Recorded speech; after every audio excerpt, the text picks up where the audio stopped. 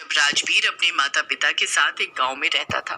राजवीर एक फौजी था और छुट्टियों में अपने माता पिता से मिलने आया हुआ था। बेटा, इस बार तू बहुत ही दिनों में आया है, अब हम तुझे जल्दी से जाने नहीं देंगे। अरे माँ, अब मेरी पूरी जिंदगी मैंने अपने देश के नाम कर दी है। मेरा पहला फर्ज मेरा देश है, फिर उसके बाद कोई है। हाँ बेटा, सबसे पहले तेरे लिए तेरा देश ही होना चाहिए। कोई नहीं, तू अपना फर्ज अच्छे से निभाना। पर सुन, तेरी मौसी ने तेरे लिए एक लड़की देखी है, तो कल हमें उसे देखने जाना है। अगले दिन राजवीर अपने माता पिता के साथ उस लड़की के घर जाता है और उस लड़की से मिलता है। उस लड़की का नाम रीमा होता है और वो बड़ी ही सुंदर होती है। राजवीर और उसके माता पिता को लड़की एक बार में ही पसंद आ जाती है। दोनों की शादी 4 महीने बाद तय होती है।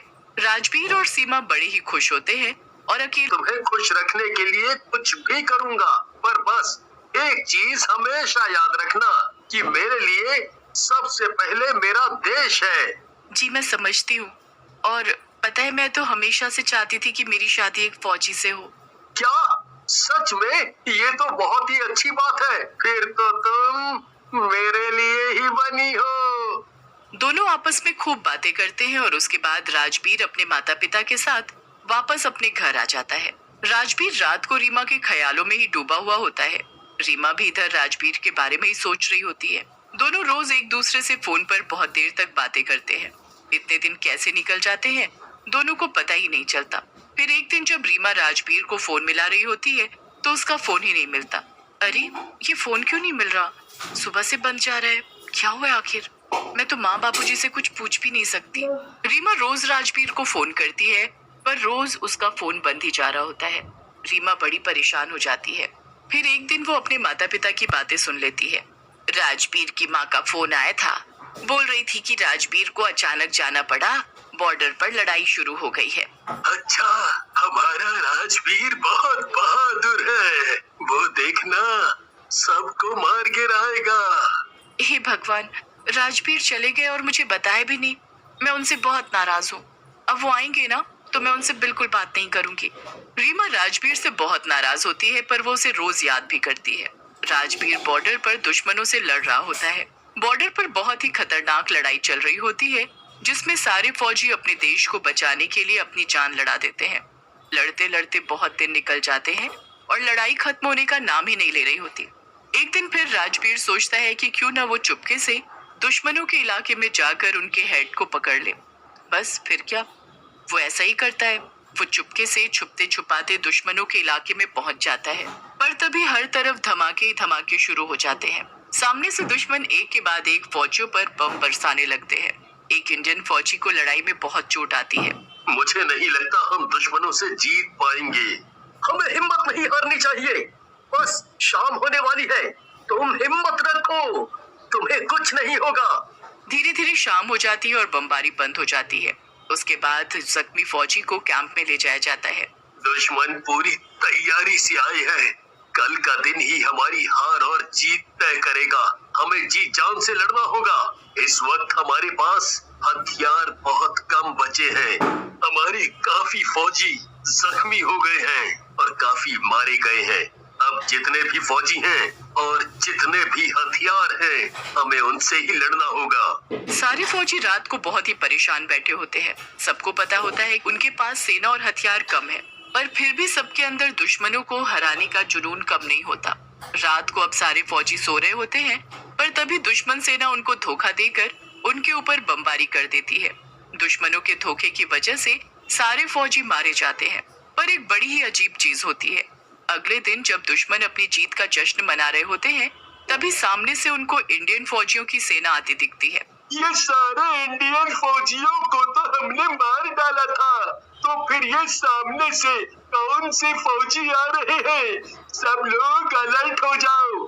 सामने इंडियन फौजी की सेना है, उन पर हमला कर दो। ये क्या हो रहा है?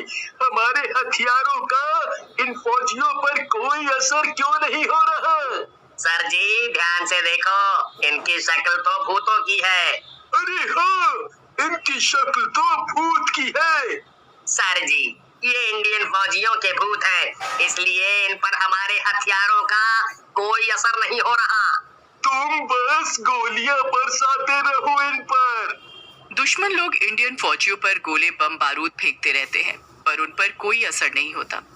भूतिया फौजियों की सेना दुश्मनों की तरफ बढ़ती जाती है।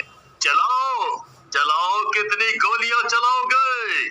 हम इंडियन फौजी हैं, हम मरने के बाद भी अपने देश के लिए लड़ सकते हैं। हम मरने के बाद भी अपने देश की रक्षा करेंगे और अपना फर्ज निभाएंगे। तुम्हारी कोई भी गोली या कोई भी हथियार हमारा कुछ बिगाड़ नहीं पाएगा। कर दो अटैक दुश्मनों पर। सारे भूतिया फौजी दुश्मनों पर अटैक कर देते हैं। एक एक भूतिया फौजी दुश्मनों की गर्दन पकड़कर उसको मरोड़कर दुश्मनों को मारता है।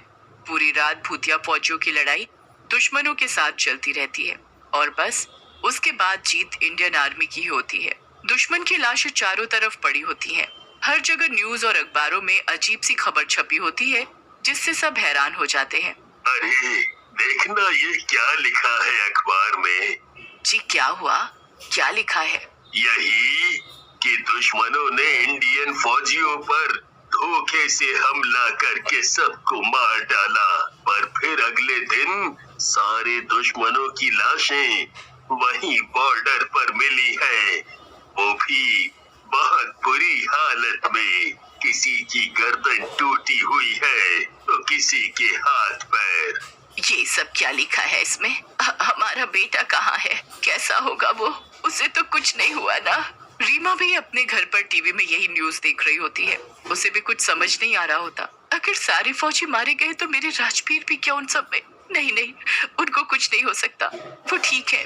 अरे बेटी रो मत, उसे कुछ नहीं हुआ होगा। ये सब न्यूज में क्या बता रहे माँ? सब मारे गए, और अगर सब मारे गए थे तो दुश्मनों को किसने मारा? तुरंत फिर एक और न्यूज आती है। फौजियों से भरी ट्रेन को आते हुए देखा गया है। सवाल ये है कि अगर सारे फौजी मारे गए हैं और उनकी लाशें बॉर्डर पर मिली हैं, तो ट्रेन में कौन से फौजी आ रहे हैं? खैर, इसका पता लगाने के लिए हमारे रिपोर्टर जतिन रेलवे स्टेशन पर पहुंच चुके हैं। जतिन से हमें खबर मिली है कि पूरा रेलवे स्टेशन खचाखच लोगों से भरा हुआ है, जो उन फौजियों के परिवार वाले हैं।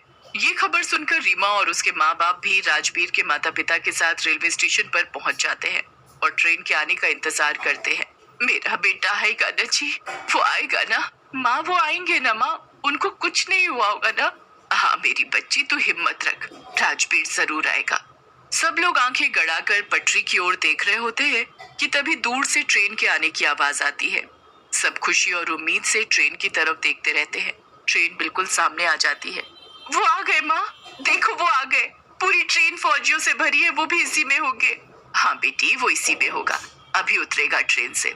रीमा देखती रहती है कि राजवीर ट्रेन से उतरेगा, पर जब पहला फौजी ट्रेन से उतरता है तो सबके होश उड़ जाते हैं और सब पीछे हट जाते हैं।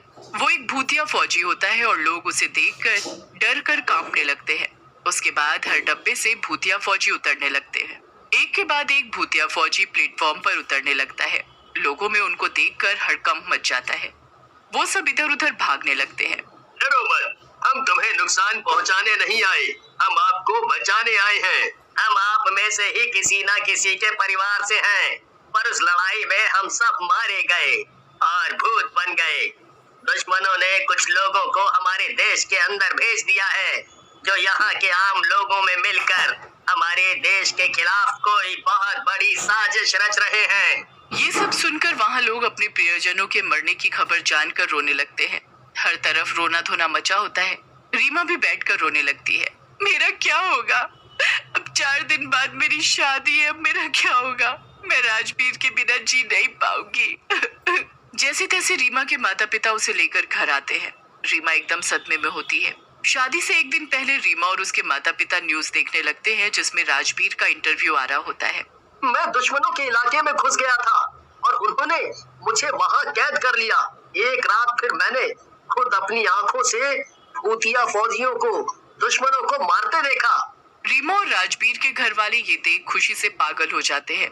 इंटरव्यू के बाद राजवीर अपने घर सही सलामत आ जाता है और उसकी शादी रीमा से धूमधाम से हो जाती है। सारे भूतिया फौजी देश में छुपे सभी दुश्मनों को मार डालते हैं और उसी ट्रेन में वापस चले जाते हैं। उसके बाद उस ट्रेन का कभी पता नहीं चलता